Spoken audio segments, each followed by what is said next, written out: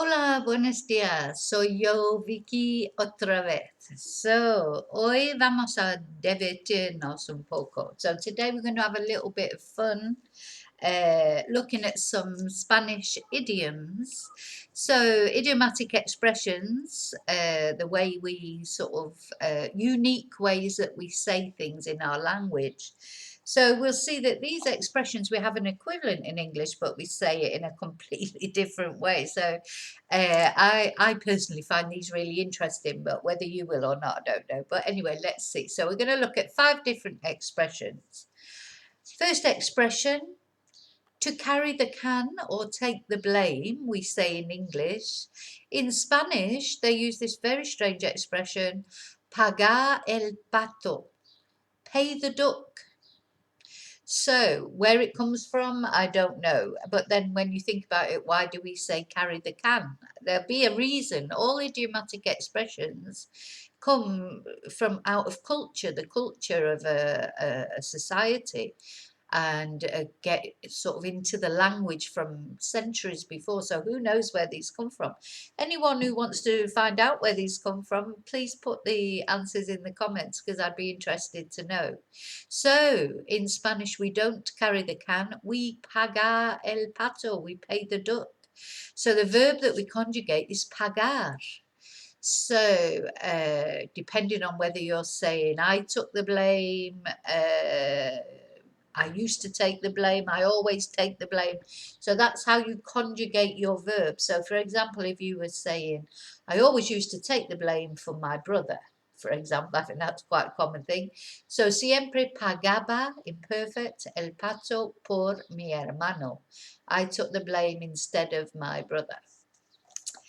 Okay, so that's a handy one. And believe me, if you're having a conversation with someone in Spanish and you manage to throw in an idiomatic expression, it's lovely to see the reaction because same, I suppose, if you were talking to somebody who English wasn't their first language and they came out with that, oh, I always carry the can, it sort of takes you aback, so it's good. This one I think is interesting that in English we say someone is good as gold.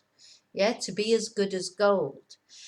Whereas in Spanish it's to be as good as bread. Se bueno como el pan. So that's interesting. So why in English it would be gold and in Spanish it would be, we would never say in English, oh, he's as good as bread. But when you think about it, bread's of course very important. So the verb that we conjugate there is ser, yeah, to be. If you're saying he is as good as gold, es bueno como el pan.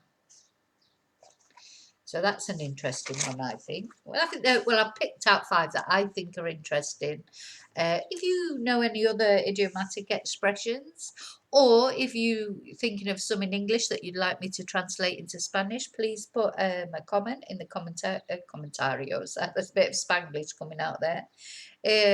Because anything that you would quite like explained, I will always either answer the comment, or even if if it's something that I think I can make a video out of that people will be interested in. So yeah, always please leave comments for anything that you might find interesting, or anything you haven't liked about the video too. In a nice way though. Constructive criticism, not nasty criticism. Okay, so numero tres. I think this is very interesting. In English, we drink like a fish, or that's what we say about people who drink a lot. Oh, he drinks like a fish. In Spanish, you drink like a sponge. Beber como un esponja. So the verb that we're conjugating here is beber, to drink, the same as in English. But instead of drinking like a fish, if we're in Spain, we're drinking like a sponge. Yeah, so if you're saying, oh, he used to drink like a fish, you say bebía como una esponja. So I do like that one. I like the word esponja, just generally. Okay, so number 4. Another one that I find interesting. To keep your eyes open. We'll say, oh, you must keep your eyes open. And in Spanish, you walk with 100 eyes. You know, I really like that. It just sounds fantastic. So if you were to say to someone, oh, you must keep your eyes open for, I don't know, problems or for a new car or whatever you're keeping your eyes open for. In Spanish, you're conjugating the verb andar, to walk, and then using con cien ojos. So if I was to say to you, you must keep your eyes open, I would say debes, you must, andar con cien ojos. Debes andar con cien ojos. Yeah, so another interesting, different way of saying the same expression.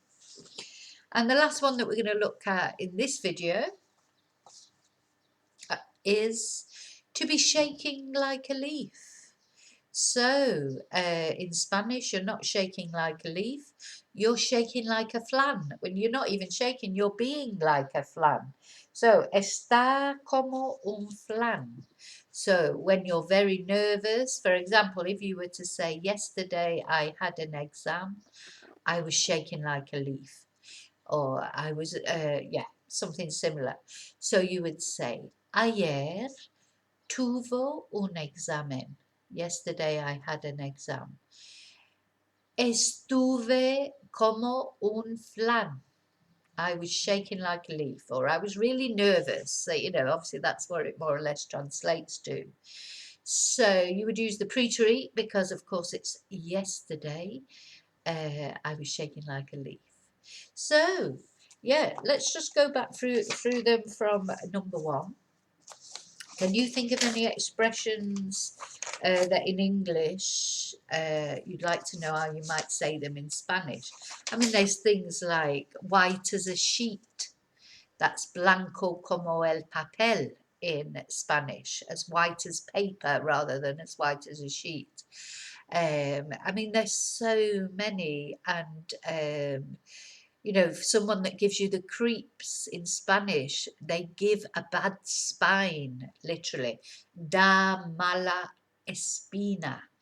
And you can see where they come from. You know, you can see that to give someone a bad spine, it's like giving you shivers up your spine. But how we ended up with creeps, you know, you said, oh, they give me the creeps. In Spanish, you'd say, me dan mala espina. You know, so it's a completely different way of saying the same thing. But let's go back over the ones that we've spotlighted today. Pagar el pato, to carry the can or take the blame. So the verb we're conjugating is pagar. To be as good as gold, ser bueno como el pan. The verb we're conjugating is ser. To drink like a fish, beber como una esponja. I love that one, that word, esponja. To keep your eyes open, andar con cien ojos. To walk with 100 eyes. Again, I love it. And to be shaken like a leaf or to be really nervous, estar como un flan. And the verb that we're conjugating is estar. So good. If you want to put some examples in the commentaries, I can let you know if they're correct or not. I'm sure they will be. Or, as I say, any other expressions you'd like me to explain how to say them in Spanish, or any subject at all that you'd quite like covering, or something you don't understand about Spanish. You know, I'm happy to make a video for anything that you're having doubts with in Spanish. That's it. Okay, so remember that there's some offers on the books, etc. at the moment. So they're on Amazon. All the details will be in the description box. If you've enjoyed the video, please, please, please give me a thumbs up. And if you've not already subscribed and you'd like notification of future videos, please press subscribe. The other thing is, I think there's a notification bell, I think. So that means that you actually get notification when a new video comes out, if you want one. I mean, obviously, it's up to you. And if you're new to my channel, there are quite a lot of videos out there. So if you want to have a look at any of the other videos, and as I say, anything you particularly would like me to explain on a video about Spanish, I will. Oh, and one more thing coming up very soon, some podcasts. I'm going to be interviewing some of my students about not only about Spanish, but generally about their experiences in Spain, or why they want to learn Spanish. So just some general interviews with people that I think would be interesting, because I don't know about you, but I think people are interesting. So, okay, muchas gracias. Te veo en el próximo video. Gracias.